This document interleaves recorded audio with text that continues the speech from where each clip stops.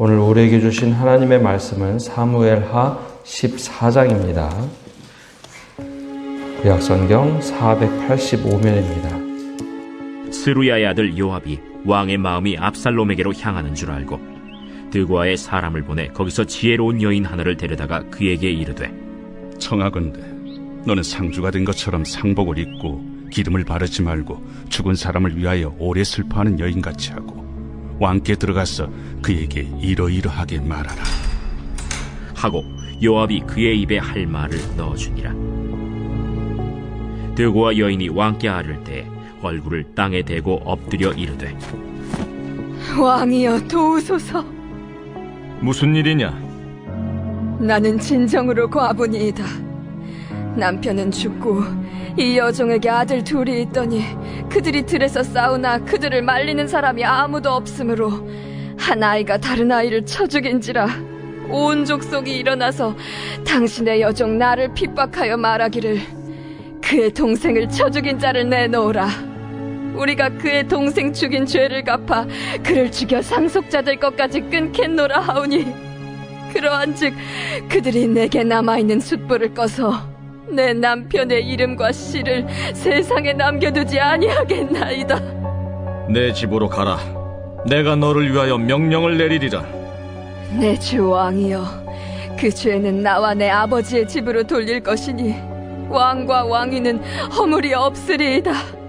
누구든지 내게 말하는 자를 내게로 데려오라. 그가 다시는 너를 건드리지도 못하리라. 청하건대 왕은 왕의 하나님 여호와를 기억하사 원수 갚는 자가 더 죽이지 못하게 하옵소서. 내 아들을 죽일까 두렵나이다. 여호와께서 살아계심을 두고 맹세하노니 내 아들의 머리카락 하나도 땅에 떨어지지 아니하리라. 청하건대 당신의 여종을 용납하여 한 말씀을 내 주 왕께 여쭙게 하옵소서. 말하라. 그러면 어찌하여 왕께서 하나님의 백성에게 대하여 이 같은 생각을 하셨나이까? 이 말씀을 하심으로 왕께서 죄 있는 사람같이 되심은 그 내쫓긴 자를 왕께서 집으로 돌아오게 하지 아니하심이니이다. 우리는 필경 죽으리니 땅에 쏟아진 물을 다시 담지 못함 같을 것이오나, 하나님은 생명을 빼앗지 아니하시고 방책을 베푸사 내쫓긴 자가 하나님께 버린 자가 되지 아니하게 하시나이다. 이제 내가 와서 내 주 왕께 이 말씀을 여쭙는 것은 백성들이 나를 두렵게 하므로 당신의 여종이 스스로 말하기를 내가 왕께 여쭈오면 혹시 종이 청하는 것을 왕께서 시행하실 것이라 왕께서 들으시고 나와 내 아들을 함께 하나님의 기업에서 끊을 자의 손으로부터 주의 종을 구원하시리라 함이니이다. 당신의 여종이 또 스스로 말하기를 내 주 왕의 말씀이 나의 위로가 되기를 원한다 하였사오니, 이는 내 주 왕께서 하나님의 사자같이 선과 악을 분간하심이니이다. 원하건대 왕의 하나님 여호와께서 왕과 같이 계시옵소서. 바라노니 내가 내게 묻는 것을 내게 숨기지 말라. 내 주 왕은 말씀하옵소서. 이 모든 일에 요압이 너와 함께 하였느냐?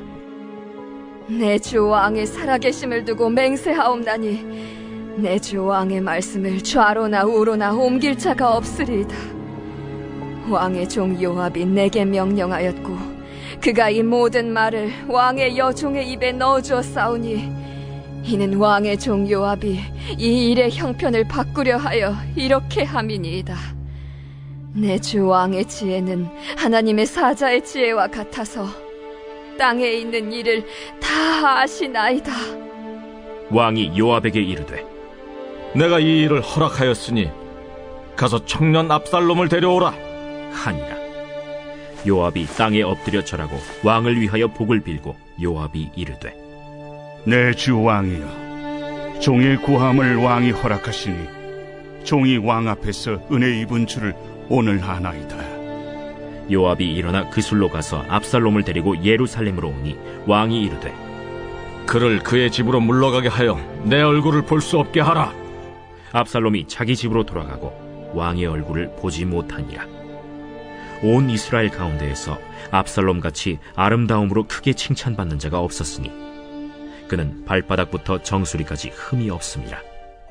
그의 머리털이 무거움으로 연말마다 깎았으며 그의 머리털을 깎을 때 그것을 달아본즉 그의 머리털이 왕의 저울로 200세겔이었더라. 압살롬이 아들 셋과 딸 하나를 낳았는데 딸의 이름은 다말이라. 그는 얼굴이 아름다운 여자더라. 압살롬이 이태 동안 예루살렘에 있으되 왕의 얼굴을 보지 못하였으므로 압살롬이 요압을 왕께 보내려 하여 압살롬이 요압에게 사람을 보내 부르되 그에게 오지 아니하고 또다시 그에게 보내되 오지 아니하는지라. 압살롬이 자기의 종들에게 이르되 보라, 요압의 밭이 내 밭 근처에 있고 거기 보리가 있으니 가서 불을 지르라. 압살롬의 종들이 그 밭에 불을 질렀더니 요압이 일어나 압살롬의 집으로 가서 그에게 이르되 어찌하여 네 종들이 내 밭에 불을 질렀느냐? 내가 일찍이 사람을 내게 보내 너를 이리로 오라고 청한 것은 내가 너를 왕께 보내 아뢰게 하기를 어찌하여 내가 그 술에서 돌아오게 되었나이까? 이때까지 거기에 있는 것이 내게 나았으리이다 하려 함이로라. 이제는 내가 나로 하여금 왕의 얼굴을 볼 수 있게 하라. 내가 만일 죄가 있으면 왕이 나를 죽이시는 것이 옳으니라 하는지라.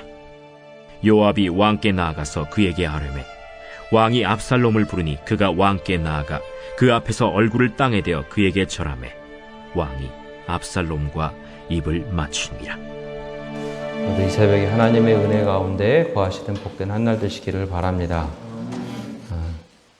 목회를 하면서 여러 어르신들을 모셨습니다. 담임 목사님들 함께 목회를 배우면서 많은 영향을 받게 되었는데 그 중에 한 가장 연세가 많으신 목사님께 목회를 배울 때 목사님은 종종 부목사들한테 이런 얘기를 하셨습니다. 머리를 너무 많이 돌리지 마라. 저희가 친한 관계였기 때문에 매일 아침 경건회가 끝나면 이런저런 얘기를 나누는데 너무 많은 계산하지 마라. 너무 많은 머리를 돌려서 생각하지 마라 라는 이야기였습니다. 그 시간에 차라리 기도하고 하나님께서 어떤 지혜를 주시는지 순리대로 목회하라 라는 이야기를 참 많이 해주셨죠. 근데 시간이 지나고 나니 그것이 참 좋은 가르침이었다라는 생각을 합니다. 지나친 많은 계산들은 때로는 순리대로 하는 것이 아니라 다른 방법을 동원할 수 있는 여지를 남기기 때문입니다. 성령께서 개입하기보다는 사람의 지혜로 하다 보면 순리대로 하는 것보다는 영리를 취하는 경우가 종종 있죠. 오늘 말씀에는 요압이라는 인물이 이제 부상하게 됩니다. 요압은 여러 가지 양면성을 가지고 있는 사람입니다. 다윗의 조카입니다. 그래서 아주 친인척이죠. 다윗에게 조카라고 하는 것은 친인척이라서 왕 측근으로 둘 수 있는 사람입니다. 그러나 또한 직무로 따지면 요압은 다윗의 군사령관입니다. 그런데 그가 성경의 평가를 보면 굉장히 간교한 사람으로 등장을 합니다. 요즘으로 말하면 민정수석이나 혹은 비서실장 같은 역할을 하는 사람이죠. 군대 장관으로서 참모총장도 될 수 있겠다 하지만 아주 최측근에서 일을 하던 사람입니다. 근데 그가 가지고 있는 하나의 정치적 그림이 있었죠. 자신의 그림대로 이루어지지 않으면 때로는 그가 불편하게 생각하는 사람이었습니다. 왕의 친족이긴 하지만 또 하나는 그는 자칭 킹메이커라는 생각을 가지고 있었던 사람입니다. 왕이 될 수 있도록 모든 그림을 그려낸다라는 것이죠. 왕의 심기를 늘 잘 살폈습니다. 다윗 왕이 어떤 생각을 가지고 있는가. 그런데 때로는 그것을 오판하기도 하고 지나친 많은 생각으로 인해서 자신의 생각이 옳다라고 생각도 합니다. 그가 선하게 마음을 먹으면 되지만 그가 악하게 마음을 먹었던 경우가 참 많습니다. 이미 성경에 여러 번 요압에 대한 평가가 등장을 하는데요. 다윗을 위해서 행동한다고는 하지만은 때로는 자신의 욕망을 표현하는 사람이었습니다. 다윗은 아브넬을 평화롭게 보냈지만 요압은 왕 몰래 동생이 죽음에 대하여 복수하는 사람이었습니다. 다윗이 우리아를 죽도록 명령했을 때 요압은 다윗에게 이야기하지 않습니다. 한번 재고해 보십시오라는 얘기를 하는 것 대신 그냥 우리아를 전장터에서 죽게 만들죠. 그리고 혹 왕이 전령을 보낼 때 왕이 거기에 노하거나 화를 내면 왕의 약점을 이야기합니다. 그가 전장터에서 죽었더라라고 보고하면 왕이 화를 내지 않을 것이다. 내가 알고 있다라는 이야기를 표현하기도 합니다. 그러던 요압, 압살롬이 암논을 죽이고 도망갔을 때 요압은 생각을 합니다. 왕의 마음이 이 압살롬에게 있다라고 판단을 합니다. 근데 이것은 여러 가지 의미를 가지고 있습니다. 실제로 다윗이 압살롬을 불쌍하게 여겼을 수도 있습니다. 왕위를 따지면, 왕의 계승을 따지면 암논은 첫째 아들이고 둘째 아들은 이미 죽은 지 오래됐고 셋째 아들이 압살롬입니다. 즉 압살롬이 왕위를 계승하는 것이 맞습니다. 그러니 요압의 입장에서는 왕이 압살롬에게 마음을 두고 있다라고 판단을 합니다. 그래서 어떻게 하면은 이 두 관계를 회복시킬 것인가라는 판단을 하게 되죠. 근데 여기에 또 하나 숨어 있는 이야기는 이제 사울왕, 그 다음에 다윗왕. 정통으로 따지면 사울왕은 베냐민 지파에서 왕위를 계승했어야 되는데 하지 못하고 유다로 왕위가 계승이 되었죠. 그럼 2대 왕에서 3대 왕으로 갈 때는 유다 지파에서 왕으로 가야 된다고 생각을 합니다. 그럴 때 이 왕자들은 우리나라 조선 역사를 보면 알 수 있듯이 왕자들은 왕자이지만 때로는 왕위를 위협할 수 있는 사람들 중에 한 사람으로 모든 왕들의 정치는 생각을 합니다. 따라서 압살롬이 저렇게 오랫동안 밖에 있으면 누군가 압살롬과 야합하든지 아니면 사울의 일가가 압살롬을 등에 업고 반란을 일으킬 수 있겠다 판단을 합니다. 그래서 어떻게 하면 압살롬과 다윗 왕을 화해시킬 것인가 지혜를 짭니다. 근데 이때 나단 선지자가 했던 모습과 비슷한 일을 합니다. 자신이 이야기하는 것보다 드고아의 한 지혜로운 여인을 택하게 되죠. 그리고 그에게 가서 다윗 왕에게 무슨 말을 해야 할는지 다 알려줍니다. 실제로 드고아 여인, 지혜로운 여인이 왕 앞에 나와서 이야기를 합니다. 대성통곡을 하면서 내게 아들이 둘이 있었는데 싸우다가 큰아들이 둘째 아들을 죽였습니다. 사람들이 요구하는 것이 있는데 둘째 아들을 죽인 큰아들을 내어놓으라. 그러면 우리가 그를 죽여 하나님께서 원수 갚기를 원하신다. 이것을 해결하겠다. 그 이야기를 합니다. 그러면서 이 여인의 입장에서는 내 남편도 일찍 죽고 모든 상속도 없애고 남편의 이름도 없애고 덩그러니 나만 버려진 사람이 된다. 나만 정말 억울한 여인이 된다. 라고 하소연을 합니다. 왕이 들어보니 그것이 맞는 말입니다. 그래서 여인에게 이야기하죠. 혹시 누군가 그런 이야기를 하면 내가 명령해서 당신을 보호하겠다 얘기합니다. 그러다 이 여인이 더 이야기를 하죠. 자신의 이야기를 하나님 앞에서 비교를 하면서 얘기합니다.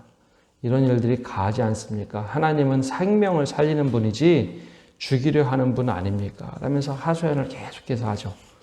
그러면서 마지막에 이야기하기를 그 사람이 바로 왜 왕께서 여호와의 마음을 품지 못해서 그를 죽이려 하나이까? 라는 이야기로 이렇게 돌려서 이야기를 합니다. 근데 이 이야기를 쭉 듣고 보니 왕이 마음에 그 동일한 마음을 품게 되긴 합니다. 이 여인의 이야기를 들어보니 생명을 살리는 것이 맞다라고 판단을 하죠. 근데 무엇인가 좀 이상합니다. 복선이라는 게 옛날에 경험했던 것 같은 것이 똑같은 일이 벌어집니다. 이게 어느 때 그랬냐면 아까 말씀드린 것처럼 나단 선지자가 찾아왔을 때 이야기하고 똑같습니다. 나단 선지자도 똑같이 비유를 들어서 이야기하죠. 즉 밧세바를 범했을 때 부자와 가난한 자 이야기를 하면서 그것을 깨닫게 합니다. 그리고 바로 다윗 왕이 그를 반드시 죽여야 할지니라라고 할 때 바로 그 사람이 당신입니다. 그러면서 하나님께서 말씀하신 이야기를 하죠. 그런데 여기서는 좀 달랐습니다. 요압은 하나님께 묻고 무엇인가 한 것이 아니라 자신이 그려놓은 판에서 무엇인가 지혜를 짜서 드고와 여인에게 이야기한 겁니다. 그러니 드고와 여인이 얘기해 줄 수 있는 것은 여기까지입니다. 하나님께서 이렇게 하시기를 원한다가 아니라 하나님의 뜻에는 이러한데 하나님께서는 생명을 살리시는 보편적인 이야기만 한 것이죠. 그러니 다윗이 보기에 그 말이 맞기는 하는데 여기까지 딱 판단을 하고 나서 다윗이 조심스럽게 물어봅니다.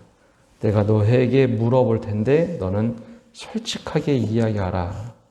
그러면서 말을 합니다. 19절에 이렇게 기록되어 있죠. 왕이 이르되 이 모든 일에 요압이 너와 함께하였느냐.